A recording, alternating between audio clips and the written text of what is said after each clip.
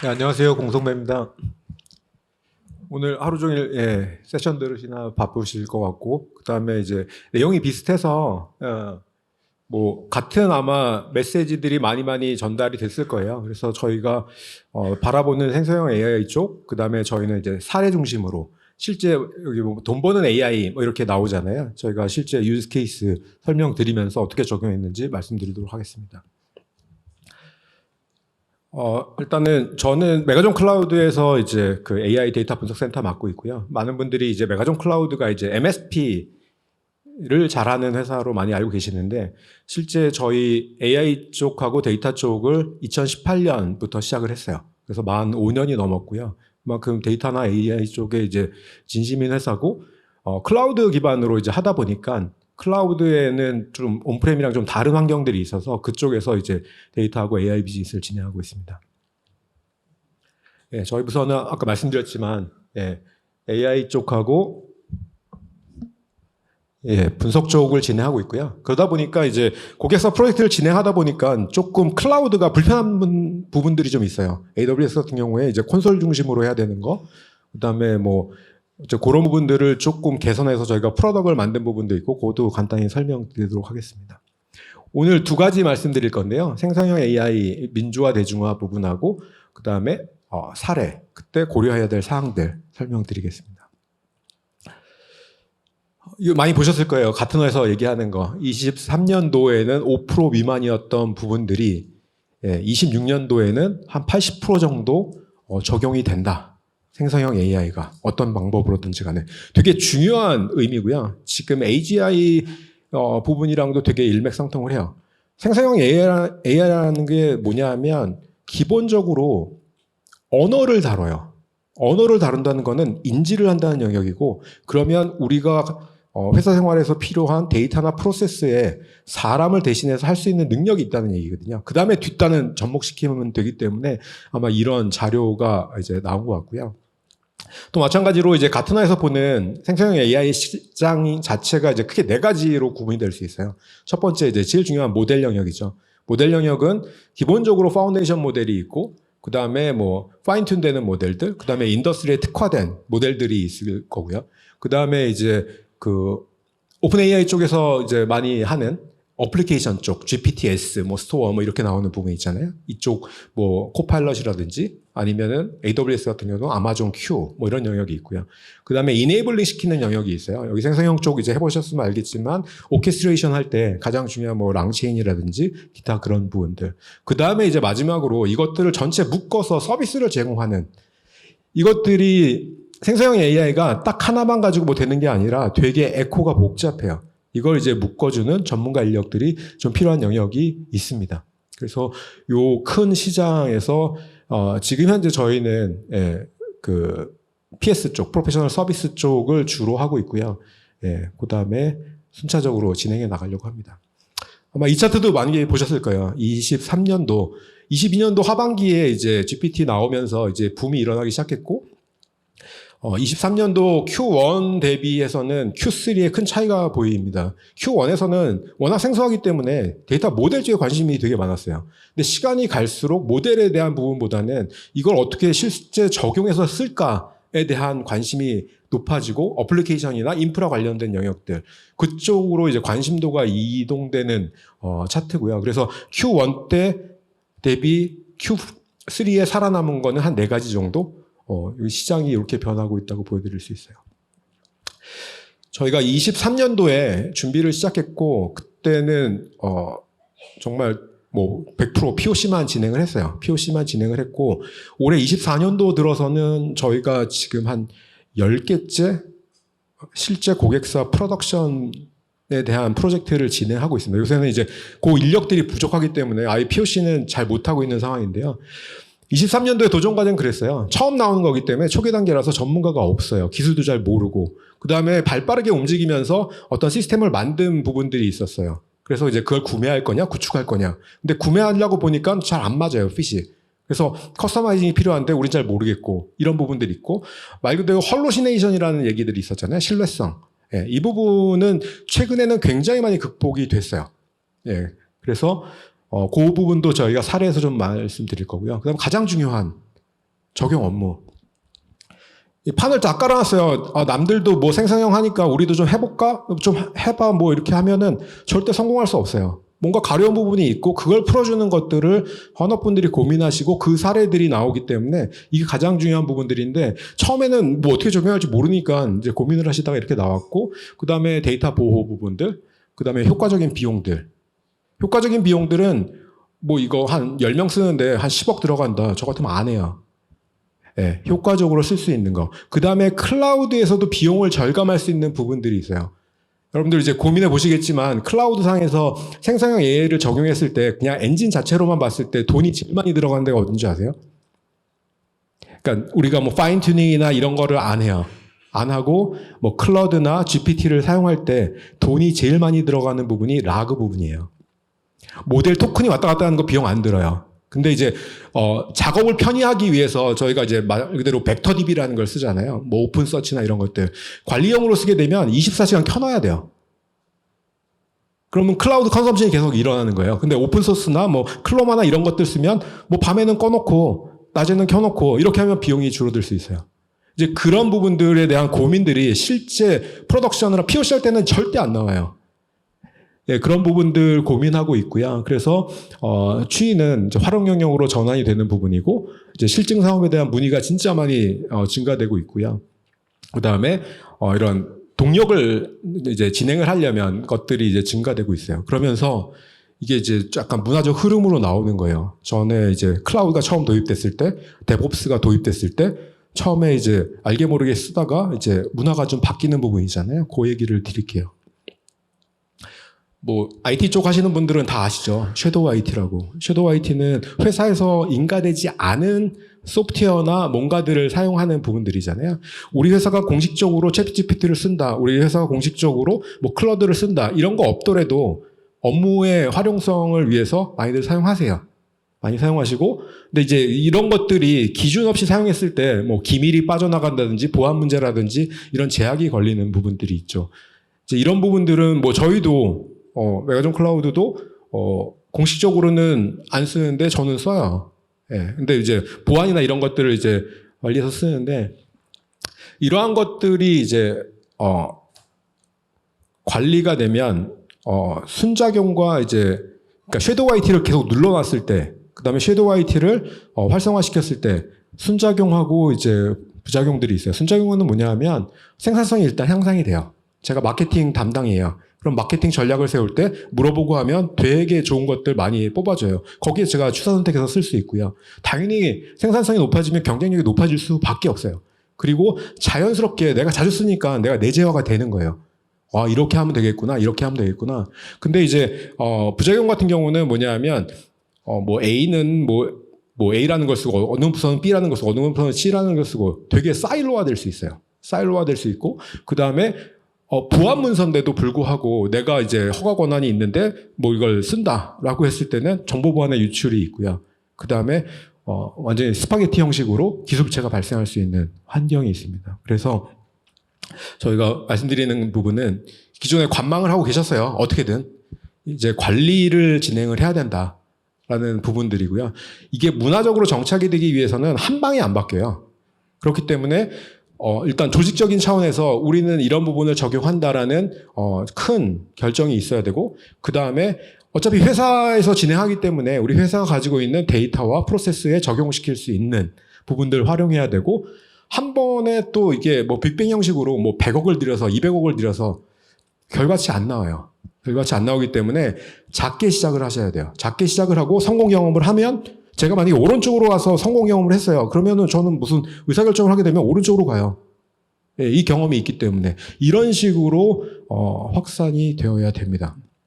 그래서 문화적 수용하고 스몰 석세스 부분하고 그다음에 전사적으로 확장을 하는 뭐 물론 뭐 되게 빅뱅 형식으로 굉장히 크게 고칠 수 있는데 그거는 사실 퀘션이에요. 저는 퀘션이고 많은 분들이 얘기하는 게 이제 챗봇 시스템을 뭐 대체할 수 있다 뭐 이렇게 많이 하잖아요.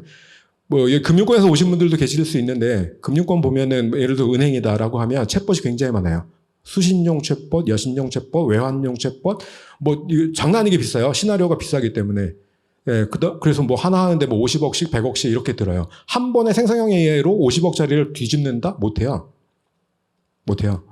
시나리오가 잘 해줄 수 있는 부분들이 있어요. 근데 중간에 사각지대가 있어요. 왜냐하면 이런 내용을 썼을 때 인지를 못하고 하는 부분들, 저희 뒤에 이제 사례로 나오는데 이제 그런 부분을 메꿔 가서 보완하는 형식으로 하게 되면 훨씬 효과성이 있을 수 있습니다.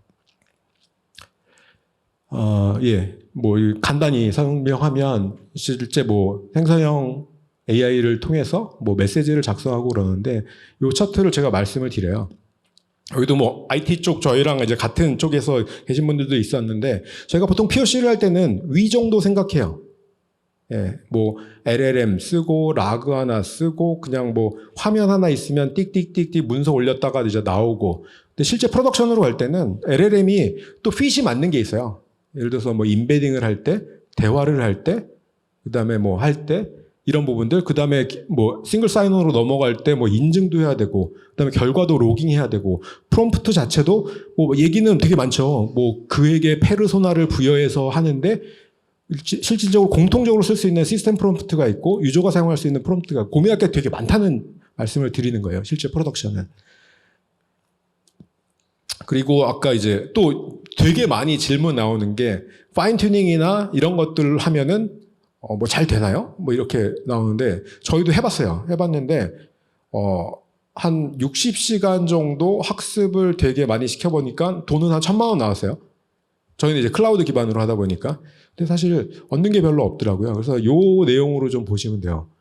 그러니까 생성형 AI가 인간의 뇌, 아까 제가 AGI 때 생성형 AI가 되게 도움이 된다는 말씀 드렸잖아요. 저런 구조기 때문이에요. 저희가 프로세스라는 거는 어떤 지시를 받으면 뭔가 일을 해서 답변을 내요. 보고서를 내던 답변을 하던. 근데 우리가 다 머릿속에 기억 못하기 때문에 어떤 문헌을 보건 보고서를 보건 참조하는 가이드를 보건 아니면 우리 회사가 가지고 있는 데이터를 보건 이것들을 해가지고 제 머리가 정리를 해서 이제 답변을 하는 거잖아요. 이 구분을 하시면 돼요. 라이프 사이클이 긴 거. 예를 들어서 고객이 뭐다, 손님이 뭐다 이런 정의들 뇌에 학습시킬 수 있어요. 파인 튜닝이 가능해요. 어느 정도 패턴이나 이런 것들. 그 다음에 나머지 것들 되게 저도 막 못 외우는 거 연말정산하고 싶은데 뭐 얼마 더 내야 되고 뭐 해야 되고 이런 거는 가이드 보면 돼요. 이런 거는 락으로 구분을 해서 진행을 하시면 됩니다. 그래서 되게 조금 쉽게 표현해서 라이프 사이클이 짧고 이런 것들은 락을 기반으로, 긴 것들은 이런 기반으로 진행하시면 됩니다. 그 다음에 이제 재밌는 사례 보여드리도록 할게요. 저희가 이제 이런 것들을 진행하는, 이건 잠깐 회사 소개하는 건데요. 저희가 이런 제네의 360이라고 작년 9월에 어나운스한 이제 메가존이 가지고 있는 오프링이에요. 그래서 컨설팅 서비스, 그 다음에 실제 구축하는 거, 디플로이 하는 거, 그 다음에 메인 서비스 하는 부분들이 있어요. 이 컨설팅은 되게 거창한 컨설팅은 아니에요. 뭐냐 하면 저희가 프로젝트를 진행할 때 고객사가 어떤 부분에 페인 포인트가 있고 어떤 형식의 데이터를 가지고 있고 그 다음에 요구하는 게 뭔지 고객분들이랑 막 협의를 합니다. 이게 뭐 상주해가지고 뭐 4주 동안 한 달 동안 한다 이런 건 아니에요. 고객분들도 데이터를 준비하셔야 되고 그런 부분이 있기 때문에. 그래서 뭐 옛날에는 뭐 가비지 인, 가비지 아웃 뭐 이런 얘기 있었잖아요. 저희 요새 말을 좀 바꿨어요. 퀄러티 인, 퀄러티 아웃이에요. 예. 고객사에서 가지고 있는 데이터가 굉장히 안 좋아요. 근데 좋은 답변을 기대한다? 쉽지 않아요. 이게 정형 데이터건 비정형 데이터건.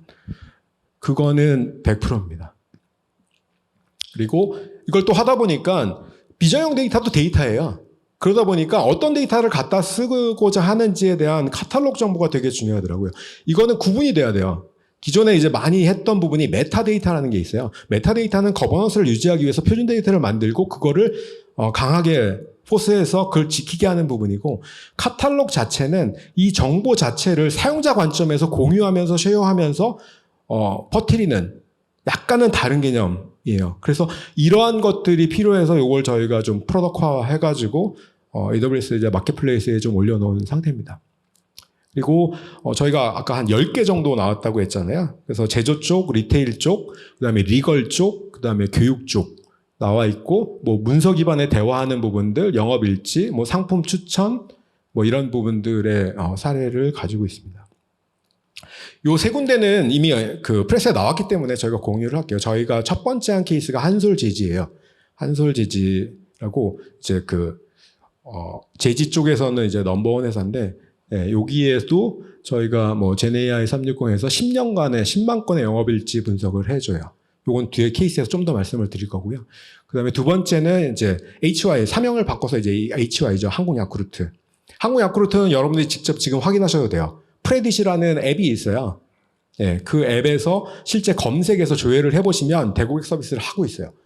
그 부분이 있고, 저희가 이제 최근에 하나투어에서 상담사 부분들, 저런 것들은 되게 어려운 게 뭐냐면, 하나투어는 항공사가 아니기 때문에 여러 가지 항공사를 이제 그 상품들을 제공하기 때문에 뭐 수화물에 대한 뭐 기준들, 뭐 비용들 이런 게 또 다 틀려요.